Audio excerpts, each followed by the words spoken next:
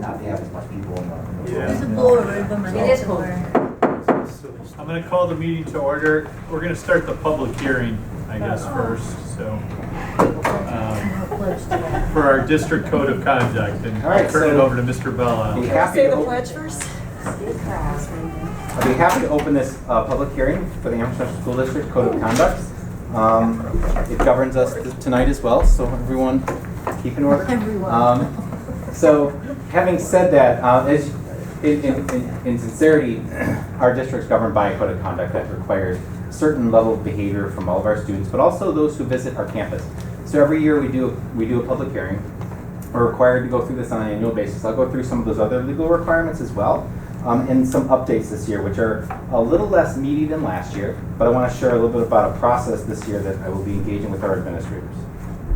So, firstly, the New York State requirements include basically 5 general areas, and the hyperlink up above gives more detail, but when you boil it all down, it falls back on these 5 items, which is first, define the required component and essentially the terminology that's required, and then create and adopt a code of conduct with those required components. Now, years ago, this was created and developed with the committee process, which you'll see in number 3. And when you redevelop a plan, you also have to go back to that committee process. I'm going to hit on that again later because that's what I'm going to be doing later this year. But we did some required updates this year. The 4th is the requirement for communication and access, and the document itself is linked there, but it's also on our website annually, as you find year in and year out. And lastly, a review process, which is what we're doing here this evening, to hold at least one public hearing annually to review any adopted changes, or recommended changes for adoption, I should say. So the public comment period, some of the changes, all those changes that I'll review in a moment, have been entered into the document. They've been up on our website since late August. There is a required 30-day public comment period. That will end September 22nd, prior to our next board meeting, which would then allow for the code of conduct that has been drafted to be approved by all of you on the board meeting on October 4th. So this is what you'll find if you go to our website. Let's go through some of the updates, and they're pretty brief. So last year you may recall that 2 pretty substantive changes were made, including some changes relative to DASA as well as referral to CSC, or for student services. So the DASA changes were around definitions and reporting requirements that were in alignment with the DASA policy that had just changed that year. Those in the policy committee may remember that. The second was around the referrals to CSC. Now that we removed from the document completely because it was already addressed through laws around IDEA through the Special Education Office. So it was redundant, and the Code of Conduct doesn't govern that, so we removed it because it's already covered through the district.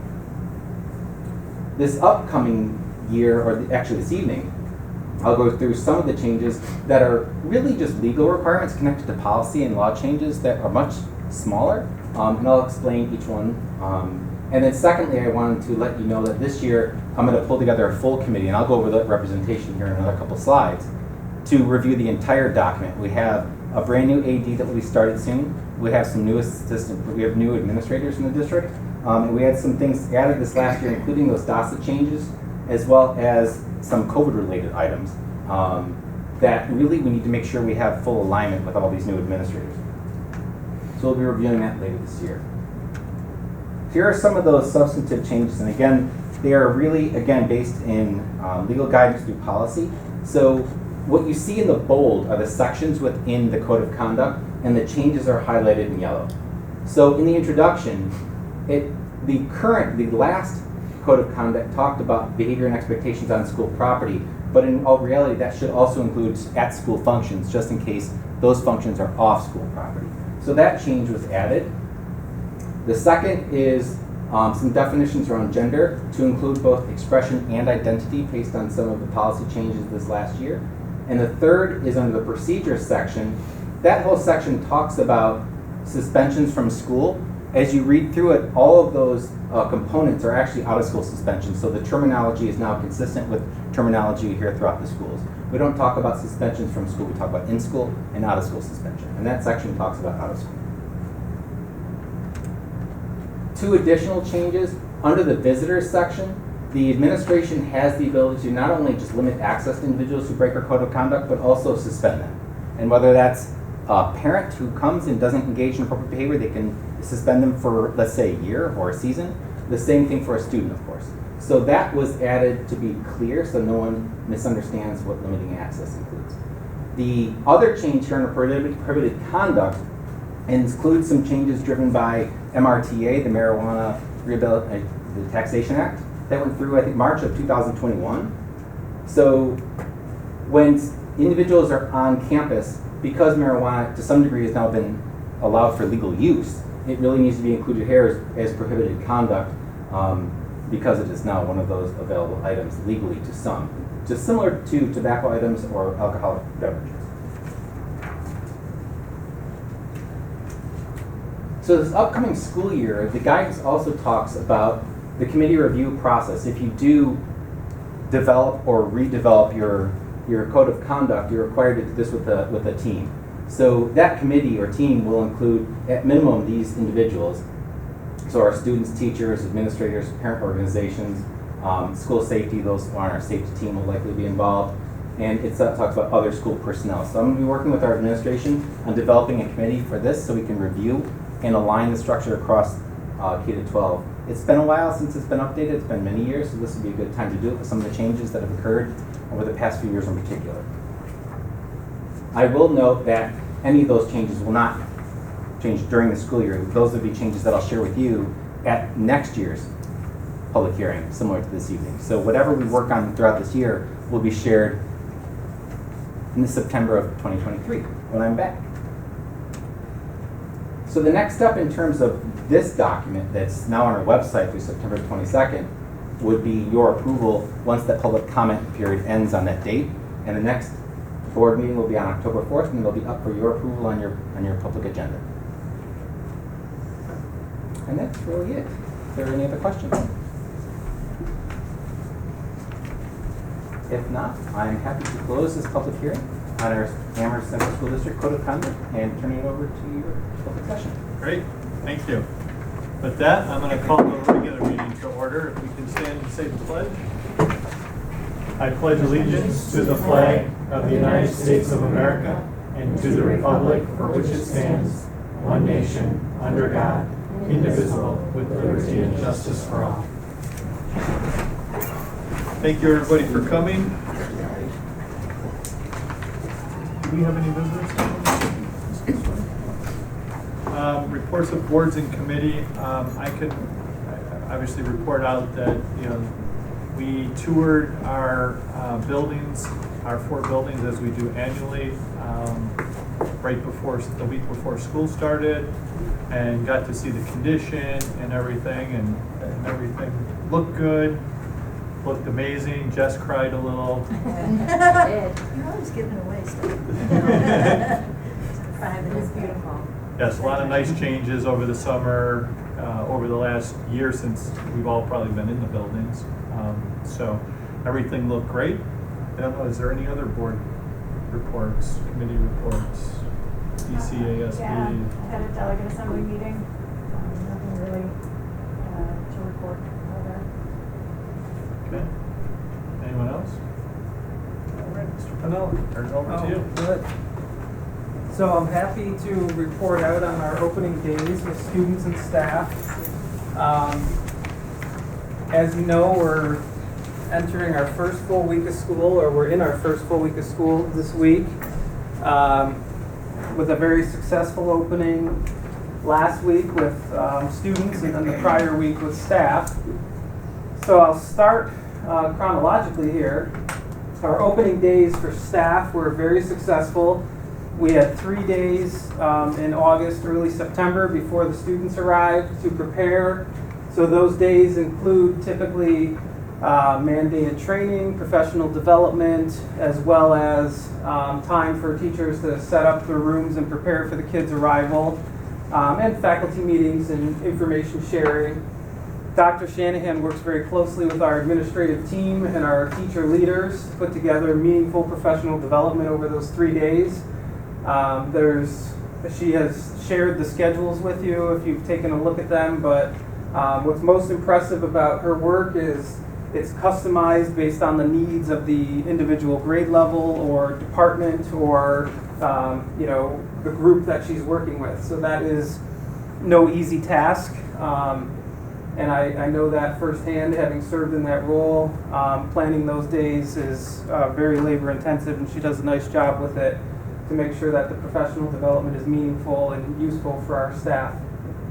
In addition, we also have the opportunity to bring or I should say we once again have the opportunity to bring our entire school community together in the middle school AUD on the second day of the 3-day staff development days, where we provide mandated training. And this year we invited Justin Jones Fasu to be our keynote speaker to kick off the year on a positive note.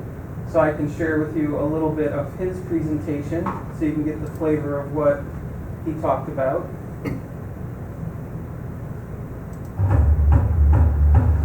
When you hear a song that you don't like, what do?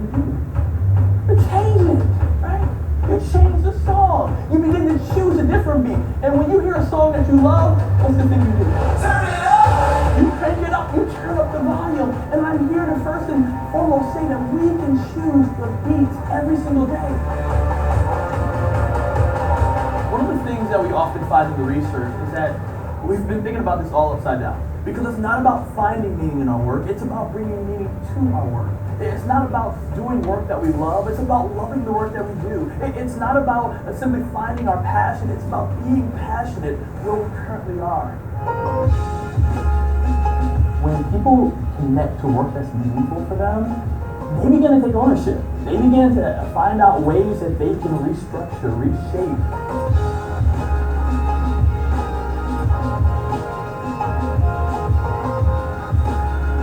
So it takes the pressure off of leaders at times where they're trying to figure it out, to going back to simply, keeping rhythm. I want you to drum like you're at the best party of your life.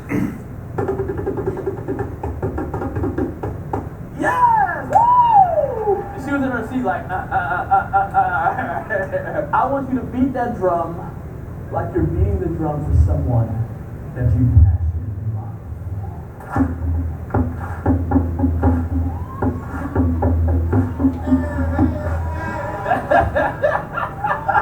All right. Didn't you love Oliver's energy? Didn't you love how he showed up on the stage? Right? What if every single day that's what your customers saw of you? It's the same drum, but the beat changed. Because it's not about the work that we do, it's all about what we bring to it. Because it's not about finding meaning in our work, it's all about bringing meaning to our work. What the research shows is that as we show up to work and engage each and every single day, as your members show up to their associations and to their organizations, that we can engage in 3 rhythms that change how we show up. One is the perspective rhythm, how we see something. His name is Joseph. And Joseph was cleaning trash at the Charlotte airport, and as I began to record him, I asked him a few questions. Why do you do the work that you do? I love what I do, so I'm gonna do it to my best ability. So that's why I'm always in a good mood. I'm always greeting people because I love what I do, you know? He says, I want to create a safer place in this airport. Because I go downstairs and I separate the trash from the recycling, and it's just because I want to leave this world a little better. This dude right here, he's awesome. This dude is awesome. We need more Josephs in the world. Joseph inspired the best out of me that day. See, it's not about the work that Joseph does. It's all about how he sees it.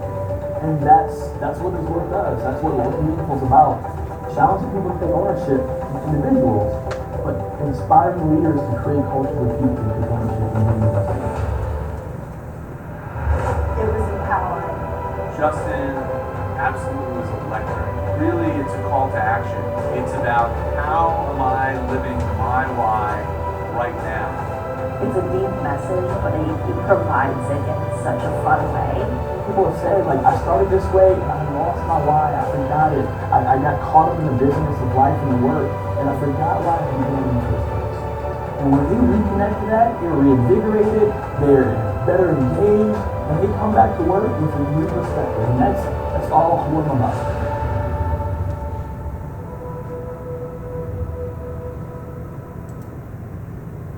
So Justin did a great job delivering an inspiring message to our staff about not only how important the work is that they do, but how also different perspectives on how to approach the work that they do, as you can see in the video.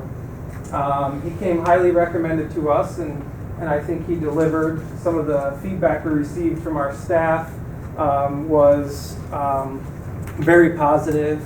He set a great tone for the upcoming school year, and I think he was a perfect addition to our opening day as a keynote speaker, especially since this is the first time in 3 years we've been able to get together as a whole group in the middle school auditorium. So here you can see Mike Milliman volunteered to come up on stage and drum, like you saw in the video that he was doing in the clip that he had from another speaking engagement. So very well received, and we're very thankful he was available to join us on opening day. In addition, we honored our service awards for our veteran staff. So this year we actually had a 40-year employee. We don't always have a 40-year employee. Must have hired him when he was 15, but we had a 35-year and then multiple 30 years and a lot of 25-year service awards from each of our buildings. So it's an interesting, when you look across the scattergram of our staff, we have a number of our teaching staff at the higher end of their career, and then we also have probably a third of them at the beginning, first 5 or 10 years of our career. So it's very important for us to continue the work we do with training our staff when they come in, mentoring them as they are in their probationary period, to make sure we continue the rich tradition of quality instruction that we have in our district. We also had orientation programs for our students, and we had opportunities for our student leaders. So here you can see images from our middle school web program, Where Everybody Belongs. At our high school, we had our annual orientation program, which is known as Project Adventure. And one of our students actually put together a video from the project, or from Adventure, that I'd like to share with you.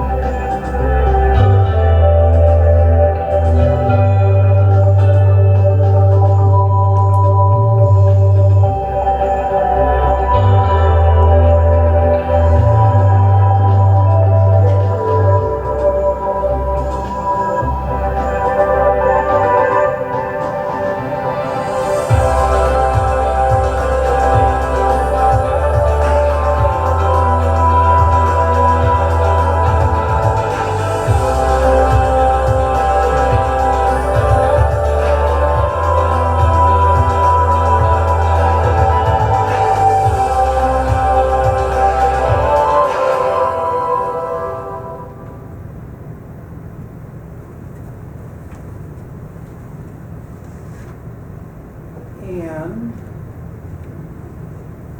last but not least, so as you can see, a lot of work leading up to the opening days with students.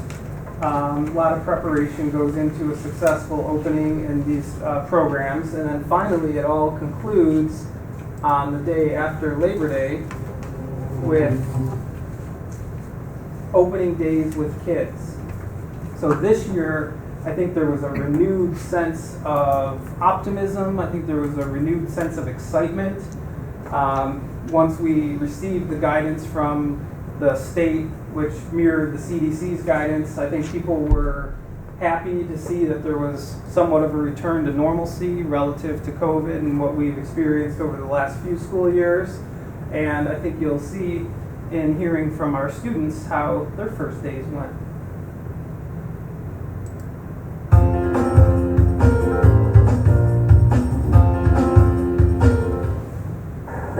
senior year, I'm most excited to take my anatomy class. I wasn't able to take my junior year because of COVID and everything, so I'm really excited for that.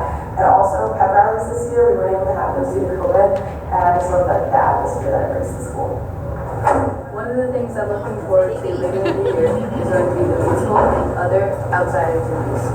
What I'm looking forward to this year is doing lots of projects. Something I'm looking forward to is probably learning how to take tech and learning how to make things. So I'm excited about these first couple of days of school because I get to meet my new teachers and I started making new friends as well. And all my new teachers are nice and I like my classes and I'm taking 3 years from this year, so I'm taking my high school class. So, well, this is to get high school credits, so I can graduate early.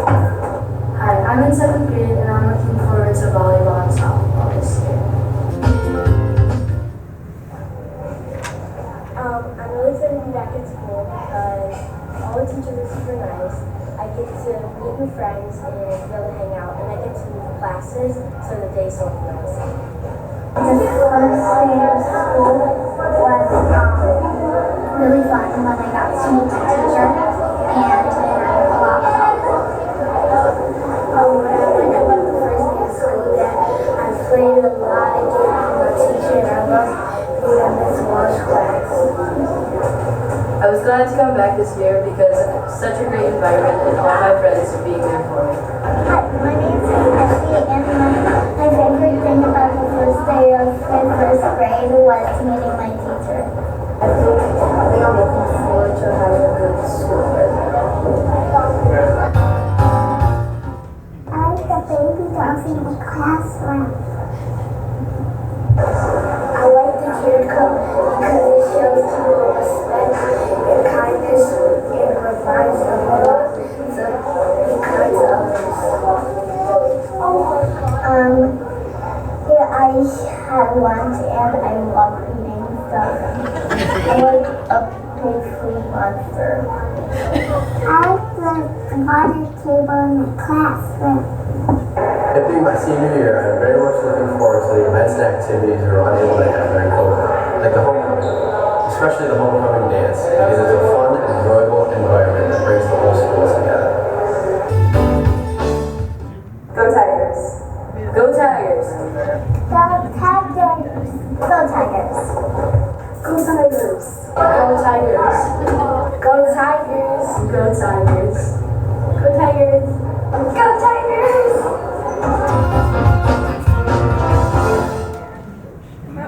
That was amazing.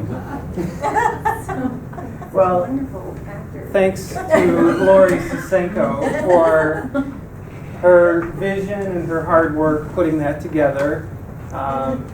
You know, she's out in the schools taking footage and editing it, compiling it, so great job, Lori, thank you. And that is, I think, my report on the successful opening of school with students and staff.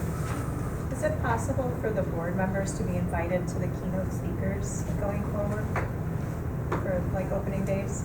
I think so. Anything is possible. It sounds like he was really amazing. I heard actually Deb Dabber at the pantry was saying how amazing it was. Yeah. We don't always have one from the outside, but we have the last few years. So, well, I mean, with the interruption of COVID, but the last couple that we were able to be in person. So as we're putting those together, we can make that information available. It'd be nice for the board to be able to be present with the whole district and, you know. Well, if you come early enough, you get to listen to Mr. Belle Isle and his invigorating, training that he did. Arguably just as invigorating. Or Mike had our guest speaker take a few jabs at him. The interesting thing was the guest speaker he goes into his background. He was a former HR executive. I can't remember which company he was with, but it was a pretty large company. And he, talks about how he sort of lost the passion for meaningful work and how he went into, this line of work. And he had some pretty good stories, but he also had some pretty good one-liners, having sat through the training that he probably conducted as an HR executive in his previous life. But Mike was a good sport about it, and he was pretty funny about it. So, thank you.